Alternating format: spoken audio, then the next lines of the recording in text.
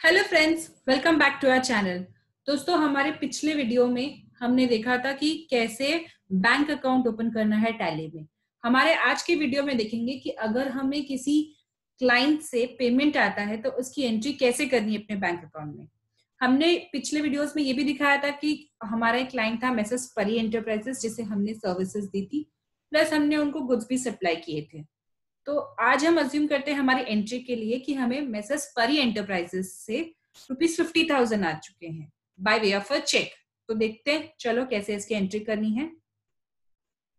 जैसे कि मैंने कहा था, अगर आपको जब भी कोई एंट्री करनी हो तो आपको अकाउंटिंग वाउचर्स में जाना है, जहां अगर स्टॉक से रिलेटेड कोई एंट्री हो तो इन्वेंट्री वाउचर्स, नहीं तो फिर अकाउंटिंग वाउचर्स।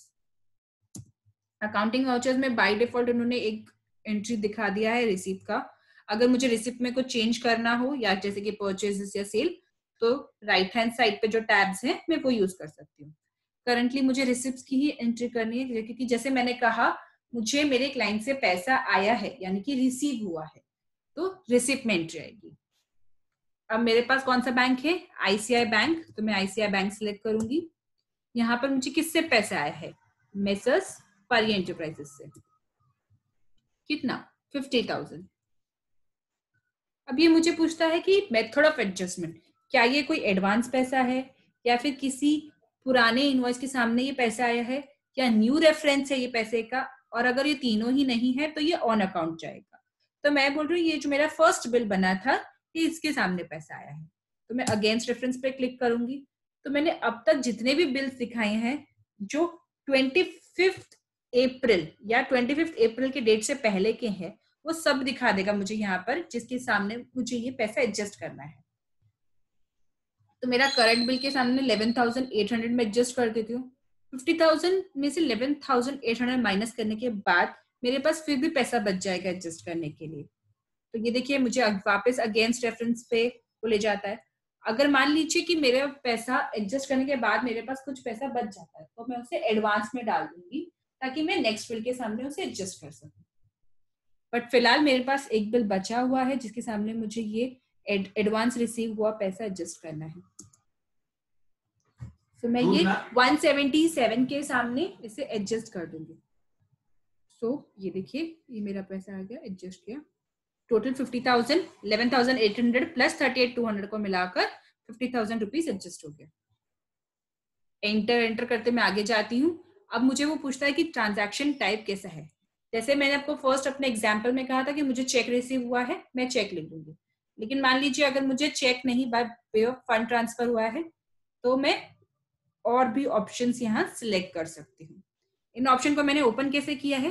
एंटर करके अगर मैं बैक स्पेस करती हूँ तो लिस्ट ऑफ ट्रांजैक्शन टाइप जितने भी हैं इसमें ओपन हो जाएंगे। जैसे कि अगर फंड ट्रांसफर है या कैश है तो मैं इसमें वो ऑप्शन सिलेक्ट कर सकती हूँ। करंटली मैं चेक ले रही हूँ, अमाउंट है 50,000। इंस्ट्रूमेंट नंबर यानी कि चेक नंबर क्या था उसके ऊपर करंटली मैं एट रैंडम एक ले रही हूँ, बट आप जो एक्चुअल चेक नंबर रहेगा आप वो चेक नंबर यहाँ लेंगे। इंस्ट्रूमेंट डेट यानी कि चेक डेट का डेट क्या है, तो मैंने 25 अप्रैल ही लिया है, अज्यूमिंग की करंट डेट पे हमें चेक मिला है। अगर आपके पास कोई पुराने डेट का है तो आप प्लीज जो चेक पे डेट है वही यहाँ लिखेंगे। कौन से बैंक से आया है।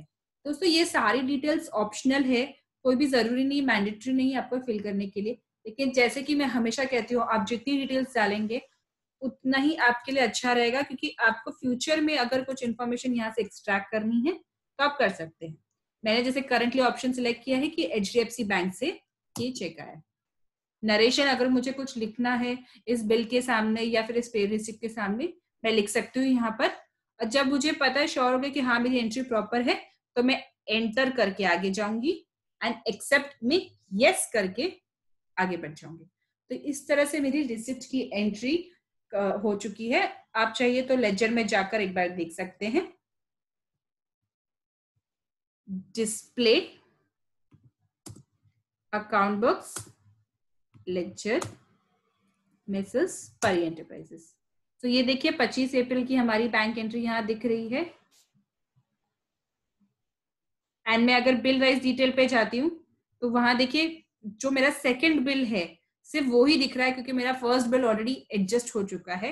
सेकंड बिल के सामने भी जहां मेरा टोटल अमाउंट 1,77,000 है, मेरा पेंडिंग अमाउंट सिर्फ 138,800 ही है, क्योंकि बैलेंस जो हमें 50,000 में था फर्स्ट बिल एडजस्ट करने के बाद जो पैसा बच रहा था वो हमने सेकंड बिल के सामने एडजस्ट कर दिया है, एंड टोटल बिल जो आउटस्टैंडिंग है वो सिर्फ 138,800 है।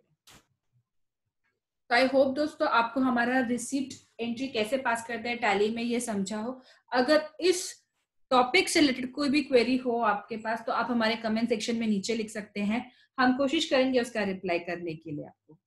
Thank you.